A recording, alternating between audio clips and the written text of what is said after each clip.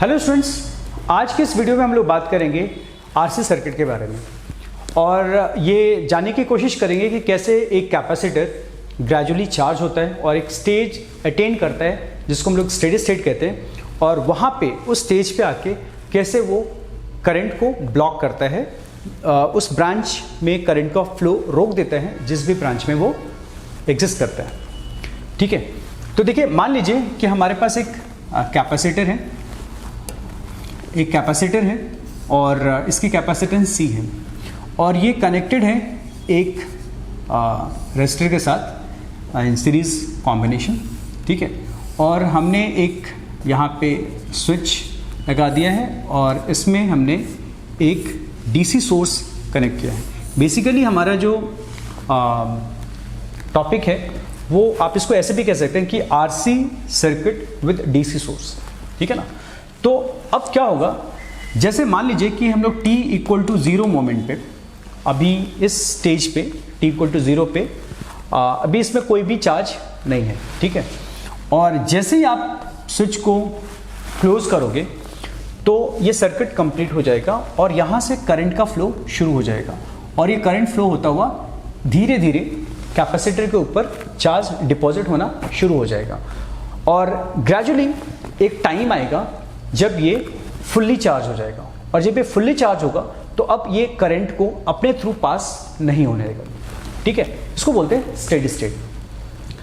अब हमारा जो डिस्कशन है फिलहाल हम लोग डिस्कस करने वाले हैं t=0, यानी कि जैसे ही आपने स्विच को क्लोज किया और वो मोमेंट जब वो टाइम आ जाता है जब ये स्टेडी स्टेट अचीव कर लेता है, तो हमारा जो सारा कैलकुलेशन होगा जिस पे हम लोग बात करेंगे वो इन टाइम के बीच की, इसके बीच की बात होगी। ठीक है ना, तो मान लीजिए एट t=0 जो चार्ज था कैपेसिटर पे इनिशियली वो 0 है और t स्टेडी स्टेट पे इस पे जो चार्ज होगा that will be Q max, maximum charge store हो जाएगा स्टेडी स्टेट पे, ठीक है, फुल्ली चार्ज हो जाएगा, यानी कि उसकी अब और कैपेबिलिटी नहीं होगी उस वोल्टेज पे ज़्यादा और चार्ज स्टोर करने की। ठीक है, अब क्योंकि हम लोग बात कर रहे हैं इन बिटवीन दीज टू टाइम्स, तो यहाँ पे मान लीजिए किसी भी टाइम t पे इसके अंदर चार्ज Q है। ठीक है, तो इनिशियली 0 चार्ज और at steady state maximum charge Q max, और इन बिटवीन कोई भी टाइम पे 0 से लेकर स्टेडी स्टेट वाले टाइम्स के बीच में कोई भी एक टाइम लो और वहाँ पे चार्ज कंसिडर कर लेते हम लोग में Q है। ठीक है, तो अभी जैसे ही आपने स्विच ऑन किया यहाँ से करंट का फ्लो होगा, यानी कि कैपेसिटर इनिशियली चार्ज को फ्लो होने देता है अपने प्लेट्स के एक एंड से दूसरी एंड की तरफ। ये कैपेसिटर की खास बात है, इनिशियली ये कंडक्टर की तरह बिहेव करेगा। ठीक है, और करंट को फ्लो होने देगा, लेकिन स्टेडी स्टेट अचीव करते ही ये प्रोसेस करंट का जो फ्लो है वो रुक जाएगा। ठीक है, तो we are somewhere in between these two times. ठीक है जी, तो इसका मतलब इस टाइम में कोई ना कोई करंट होगा। तो मान लेते हैं कि इसमें करंट I फ्लो हो रहा है। ठीक है, और ये करंट फ्लो होता हुआ रेजिस्टर के थ्रू, इसका रेजिस्टेंस R ले लेते हैं। ठीक है, और कैपेसिटर से होता हुआ वापस सेल को मिल गया और सेल का EMF ले लेते हैं E। अब देखिए ये एक सिंपल सर्किट है जिसमें करंट फ्लो हो रहा है, तो यहाँ पे हम लोग किरचॉफ्स लॉ लगा सकते हैं। ठीक है ना, किरचॉफ्स वोल्टेज लॉ, और देख सकते हैं कि इनके कैपेसिटेंस, रेजिस्टेंस, EMF और टाइम में क्या रिलेशन आता है। ठीक है, तो अगर मैं किरचॉफ्स रूल के लिए ये लूप कंसिडर करूं, मतलब मैं ऐसे मूव करना चाहता हूं और लेट्स से हम लोग यहाँ से स्टार्ट कर रहे हैं, तो यहाँ से स्टार्ट करेंगे तो पहले इस EMF के दोनों टर्मिनल को क्रॉस करते हुए रेजिस्टेंस पे आएंगे और फिर कैपेसिटर पे और वापस यहीं पहुँचेंगे, तो मेरा लूप कंप्लीट हो जाएगा। ठीक है, तो चलिए स्टार्ट करते हैं। तो यहाँ से जब मैं इस पॉइंट से इस पॉइंट पे आऊँगा तो हमें वोल्टेज का गेन मिलेगा। क्यों? क्योंकि हम लोग low potential to high potential जा रहे हैं। ठीक है, तो गेन को कैसे लिखेंगे बच्चों? गेन को लिखेंगे E, मतलब जो वोल्टेज है इसके क्रॉस वो हमारा गेन हो रहा है। ठीक है, यहाँ पे क्योंकि वायर है तो कोई गेन लॉस नहीं होगा, और यहाँ पे जब हम लोग इस एंड से इस एंड पे जाएंगे तो यहाँ पे पोटेंशियल का ड्रॉप होगा। कैसे? क्योंकि करंट अगर इस तरफ से इस तरफ फ्लो हो रहा है तो it must be at higher potential and it must be at lower potential, तभी करंट का फ्लो हो रहा है ना। तो इसका मतलब ये हुआ कि जब मैं ऐसे ट्रैवल करूँगा तो एक ऐसा पॉइंट जिसकी पोटेंशियल हाई है और फिर हम वहाँ पे पहुँच रहे हैं जहाँ पे पोटेंशियल कम है, तो एक तरह हाई से लो पे जा रहे हैं तो पोटेंशियल का ड्रॉप हुआ। तो ड्रॉप को दिखाने के लिए क्या करेंगे? माइनस यानी कि ड्रॉप, और कितना हो रहा है? तो किसी भी रेजिस्टर के क्रॉस जो पोटेंशियल ड्रॉप होता है वो I इंटू R होता है, ठीक है ना। तो इसमें करंट हमने एज्यूम किया है I और रेजिस्टेंस इसका है R, तो ये हमारा potential drop across the resistor हो गया, ठीक है। अब अभी हम लोग कहीं इन दोनों टाइम के बीच में है कहीं पे, ठीक है। तो इसमें हमने इस मोमेंट पे इसके अंदर चार्ज Q एज्यूम किया है, ठीक है ना। तो अब जब मैं इस कैपेसिटर के प्लेट्स को क्रॉस करूंगा तो हाई पोटेंशियल, क्योंकि यहाँ पे पॉजिटिव चार्ज है, यहाँ पे नेगेटिव चार्ज है, तो हाई टू लो जा रहे हैं। तो हाई टू लो जाएंगे तो अगेन हमारा क्या होगा? Drop in potential. बट यहाँ पे क्योंकि हमें पता है कि Q equal to C V होता है ना, Q और Q, C एंड V के बीच में ये रिलेशन होता है। तो जहाँ पे V क्या होता है? Potential difference between two plates. तो हमें एक्चुअली ड्रॉप तो यही होगा ना, जो दोनों प्लेट्स के बीच का जो पोटेंशियल डिफरेंस होगा दैट विल बी ड्रॉप। तो वो ड्रॉप को हम लोग कैसे कैलकुलेट कर सकते हैं? V यानी कि ड्रॉप यानी कि change in potential equal to Q by C। तो यहाँ पे मैं लिख सकता हूँ, जब मैं यहाँ से यहाँ क्रॉस करूँगा तो मैं लिखूँगा पोटेंशियल ड्रॉप को charge on the positive plate divided by capacitance. ये हमारा क्या हो गया? Potential drop across the capacitor. तो ये हो गया अक्रॉस द सेल, ठीक है, ये हो गया अक्रॉस रेसिस्टेंस, और ये हो गया अक्रॉस कैपेसिटर, ठीक है। तो ये हमारा पोटेंशियल ड्रॉप तीन तरह के हैं, और अल्टीमेटली हम लोग यहाँ के बाद वापस यहाँ पहुँच जाएंगे, और इन बिटवीन यहाँ से लेकर यहाँ तक कोई ड्रॉप या गेन नहीं है। तो अल्टीमेटली जब यहाँ आ गए तो लूप कंप्लीट हो गया, तो हमारा जो ये सारा का सारा पोटेंशियल ड्रॉप होगा वो क्या होगा? तो potential gain, loss and loss. तो नेट लॉस और गेन क्या होता है? जीरो होता है according to Kirchhoff's loop rule, ठीक है ना। तो हमने ये पोटेंशियल का रिलेशन लिख दिया। अब यहाँ पे क्या करेंगे बच्चों? क्योंकि हमारा टारगेट है टाइम और चार्ज का रिलेशन निकालना, तो यहाँ पे हमें टाइम इन्वॉल्व करना पड़ेगा, ठीक है। अब देखिए यहाँ पे करंट भी है और चार्ज भी है, तो चार्ज और करंट में रिलेशन याद रखने की, मतलब याद करने की कोशिश करो। तो उसमें क्या होता है कि अगर हम देखें तो I एक का डेफिनेशन जो होता है change in charge upon change in time, ठीक है, dq बाई dt। तो अगर मैं इस फर्स्ट इक्वेशन में ये सेकेंड को रख दूं तो हमारा क्या हो जाएगा? E माइनस I की जगह क्या लिखेंगे? dq by dt minus q by c equal to 0। यहाँ पे एक R भी, ठीक है जी। अच्छा, अब मैं क्या करूँगा?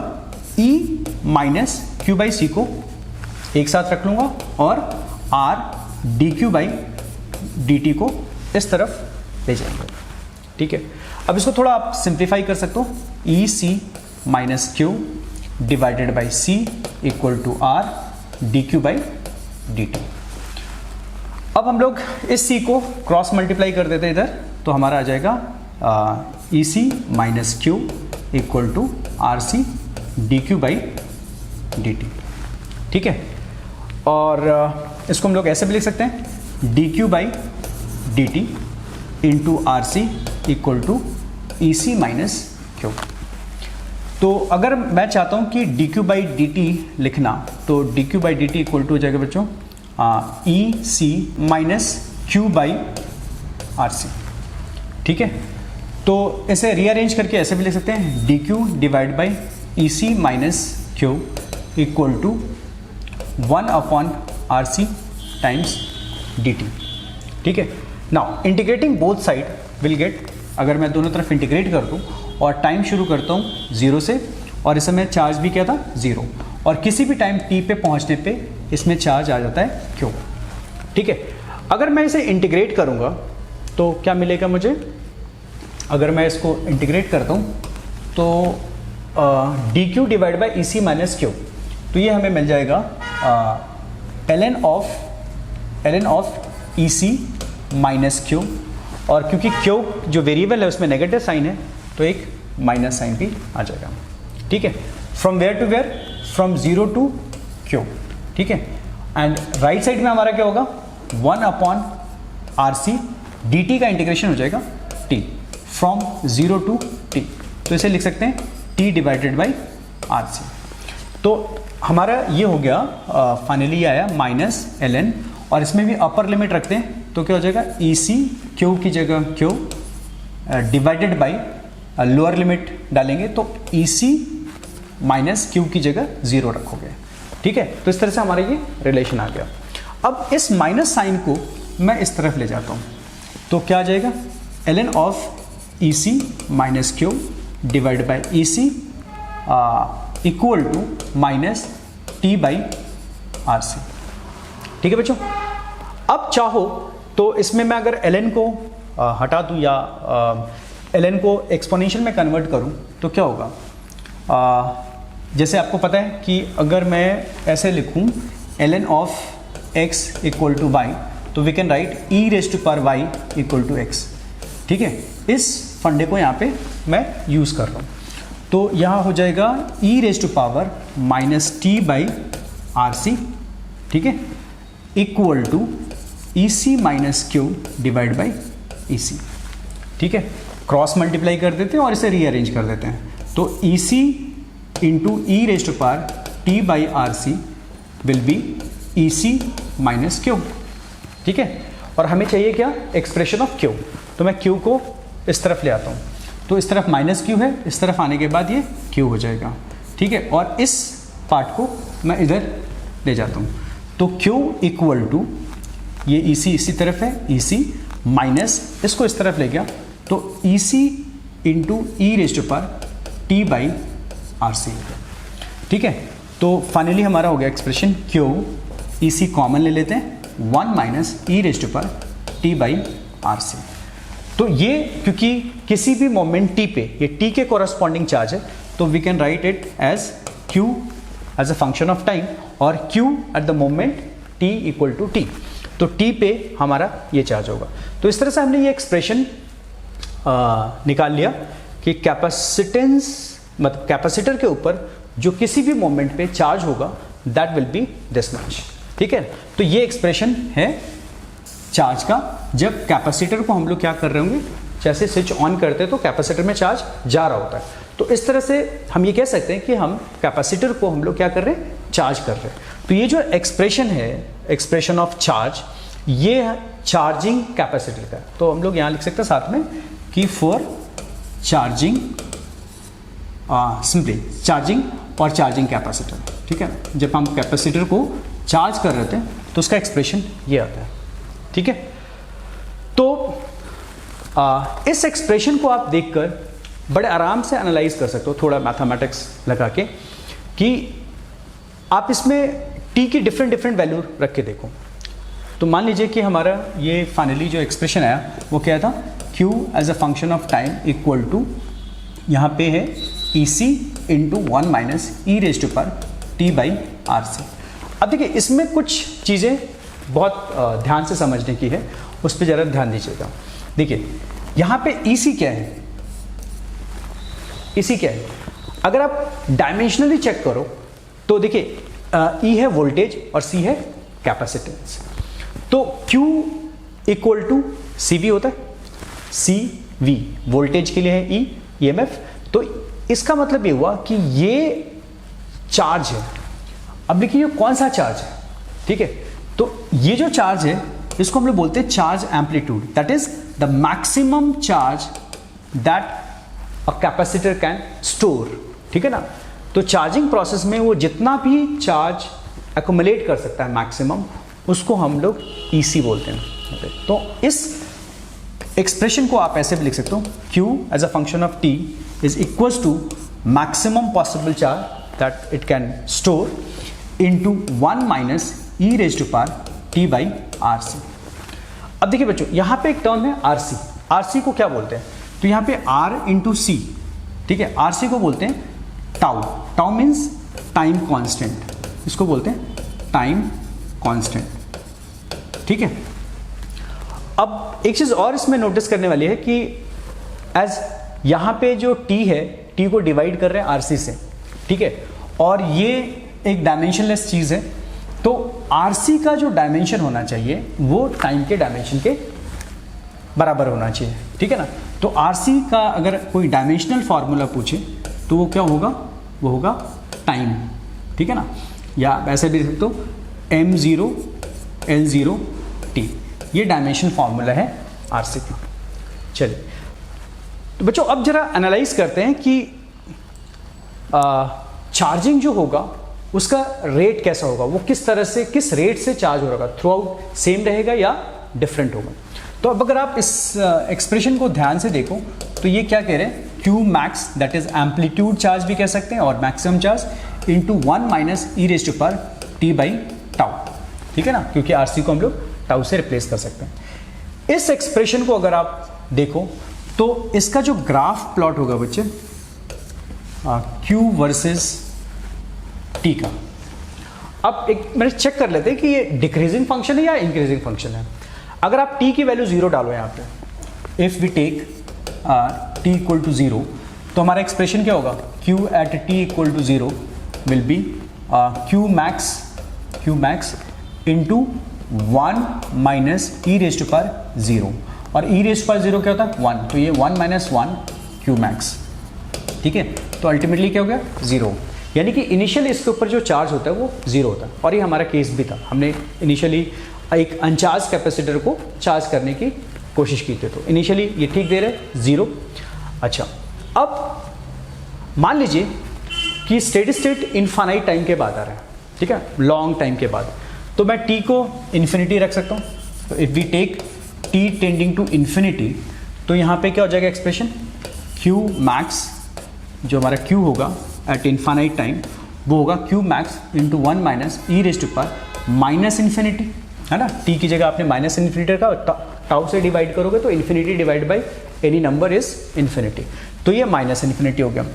अब इसको आप और कैसे लिख सकते हो? Q max 1 minus 1 upon E raise to power infinity, और E एक नंबर है जो कि 1 से बड़ी वैल्यू है इसकी, तो इसके ऊपर जब इन्फिनिटी पावर डालेंगे तो ये भी टेंडिंग टू क्या हो जाएगा? इन्फिनिटी। तो 1 divide by infinity tending to 0, इसका मतलब क्या होगा? Q max into 1 minus 0 approximately, तो ये हमारा क्या हो जाएगा? Q max. इसका मतलब एक चीज़ और समझ आ गई कि जब आप यहाँ पे Q मैक्स लिखते हो, इसका मतलब क्या होता है? इसका मतलब होता है कि जब कैपेसिटर एक स्टेडी स्टेट अटेन कर लेगा तो उसके अंदर कितना चार्ज होगा, तो वो चार्ज हम लोग यहाँ पे लिखते हैं, ठीक है। तो इस बात का ध्यान रखिएगा। ओके, नाउ इससे तो ये बात समझ आ गई बच्चों कि जब टाइम 0 है तो चार्ज 0 है, और जब टाइम इन्फिनिटी है यानी कि बहुत लंबे टाइम के बाद देखें तो इस पर चार्ज मैक्सिमम आ जाता है। इसका मतलब 0 टू मैक्सिमम यानी कि इंक्रीजिंग फंक्शन है, तो इसका ग्राफ मस्ट बी इंक्रीजिंग, ठीक है। तो आप जरा देखो कि मैक्सिमम चार्ज कितना होगा इसके अंदर? Q max. तो मान लेते हैं ये हमारा मैक्सिमम चार्ज है, ठीक है। तो ये वैल्यू जो है वो मैक्सिमम चार्ज, और इनिशियली हमारा जो चार्ज है वो कैपेसिटर के ऊपर 0 था, तो कहाँ से शुरू करेगा? वो 0 वैल्यू से शुरू करता हुआ और आगे की तरफ बढ़ेगा। नाउ द क्वेश्चन इज कि ये बढ़ता ही रहेगा या क्या होगा, क्योंकि आपको देखो ना इन्फिनिटी टाइम पे जाके इसको अटेंड करेगा, इसका मतलब इन्फिनिटी पे जाके ये ऑलमोस्ट पैरेलल हो जाना चाहिए। तो जैसे ये जाएगा तो पैरेलल होने के लिए क्या करना पड़ेगा? अगर कोई चीज़, कोई लाइन ऐसे जा रही है, कोई कर्व ऐसे जा रही है, तो पैरेलल होने के लिए उसको ऐसे होना पड़ेगा, है ना, यूं टर्न करना पड़ेगा, तब जाके इन्फिनिटी पे इस लाइन के पैरेलल हो, ठीक है। इसका मतलब है इसका जो नेचर होगा जो ग्राफ का वो कुछ इस तरह से होगा। ये हमारा चार्जिंग मतलब जब चार्जिंग के टाइम पे जो चार्ज टाइम के साथ वेरी करेगा उसका ग्राफ कुछ ऐसा होगा, ठीक है। तो ये हमारा ग्राफ है, ओके। अब इसमें एक चीज़ और देखने वाली बात है कि मान लीजिए कि किसी भी हर कैपेसिटर या हर सर्किट का, हर आरसी सर्किट का एक टाउ होता है, यानी कि टाइम कांस्टेंट होता है, ठीक है, जो कि आर इंटू सी के बराबर होता है। तो अगर मान लीजिए कि हम उस टाइम पे जाएं जो कि 1 टाउ के बराबर हो, किसके बराबर हो, 1 टाउ के बराबर, 1 टाइम्स टाउ, तो कितना चार्ज इसके अंदर स्टोर होगा। तो ये बड़ा इंटरेस्टिंग है और ये पता होना चाहिए। तो एक सिंपल कैलकुलेशन है, इसको कर लेते हैं। तो Q when t equal to 1 tau, तो एक्सप्रेशन में क्या लिखेंगे बच्चों, यहाँ पे Q max into 1 minus E raise to power minus t की जगह टाउ, और नीचे भी क्या है टाउ, टाउ टाउ कैंसिल हो गया, ठीक है। तो ये आ रहा है Q max into 1 minus E raise to power minus 1, है ना, टाउ टाउ कैंसिल हो गया, -1 आ गया। तो इस तरह से जो हमारा एक्सप्रेशन आया है वो है Q मैक्स 1 माइनस 1/e, ठीक है। तो ये हमारा t इक्वल टू टाउ पे चार्ज की वैल्यू आ गई, ठीक। इसकी अगर एग्जैक्ट वैल्यू या अप्रॉक्स वैल्यू देखें तो 1/e को जब आप डिवाइड करोगे, e की वैल्यू 2.7 के करीब होता है, तो ये आता है हमारा Q मैक्स टाइम्स 0.63। इसका मतलब ये हुआ कि टोटल चार्ज जो उसमें कैपेसिटर में स्टोर होने वाला है उसका 63% चार्ज एक टाइम कांस्टेंट में, एक टाउ में चार्ज हो चुका होता है, ठीक है ना। उसके बाद चेंज इतना स्लो होता है, जो चार्जिंग का प्रोसेस इतना स्लो हो रहा होता है कि it takes infinite time to get fully charge, ठीक है ना। तो एक तो ये भी चीज़ आपको समझनी पड़ेगी कि 1 टाउ पे when t is tau, how much of the total charge या maximum possible charge will present in the capacitor। तो ये 63% जो चार्ज होता है वो कैपेसिटर में स्टोर हो चुका होता है, ठीक। बच्चों अभी तक हमने देखा कि कैसे किसी आरसी सर्किट के अंदर जो कैपेसिटर होता है, कैपेसिटर के अंदर चार्ज कैसे टाइम पे डिपेंड करता है, ठीक है। अब हम लोग ये देखेंगे कि उस पर करंट कैसे डिपेंड करता है टाइम पे। तो Q at any time t equals to Q max, ठीक है, into 1 minus E raise to power t by tau, ये चार्ज है। और हमें पता है कि करंट इक्वल टू होता है dq बाई dt, ठीक है। तो मैं इस चार्ज को अगर डिफरेंशिएट कर दूं टाइम के रिस्पेक्ट में तो विल गेट करंट जो कैपेसिटर के थ्रू जा रहा है।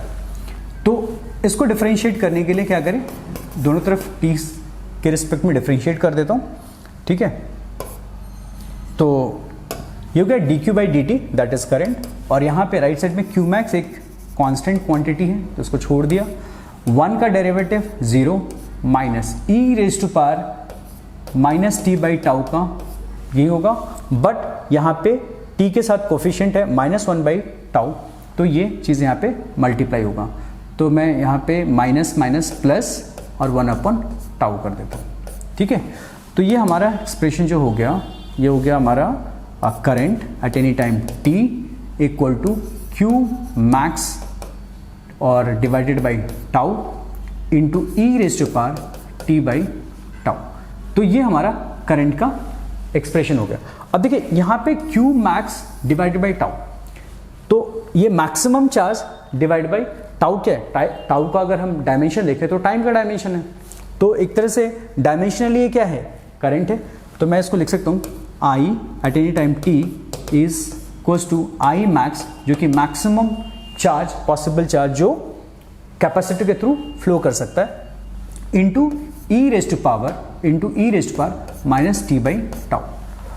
अब यहाँ पे बच्चों एकदम बिल्कुल ये क्लियर है कि जो करंट है वो टाइम के साथ कम होगा, देखिए, क्योंकि यहाँ पे e की power minus T divide by tau है, और अगर मैं टाइम को, है ना, अगर मैं टाइम को टेंडिंग टू 0 करूँगा तो क्या होगा, इसकी वैल्यू हो जाएगी 1, यानी कि हमारा जो करंट होगा इनिशियली मैक्सिमम होगा, क्योंकि t इक्वल टू 0 डालते हैं ये वैल्यू 1 हो जाएगी, 1 टर्म I मैक्स, यानी कि इनिशियली मैक्सिमम करंट फ्लो करता है, जैसे कि मैंने पहले भी आपको बताया था। अब अगर मैं t टी की जगह इन्फिनिटी डाल दूँ तो ये minus infinity divide by tau, that is minus infinity, और इसे लिख सकते हैं 1/e raise to power infinity, और e raise to power infinity tending to infinity, तो ये अल्टीमेटली क्या होगा, टेंडिंग टू जीरो। यानी कि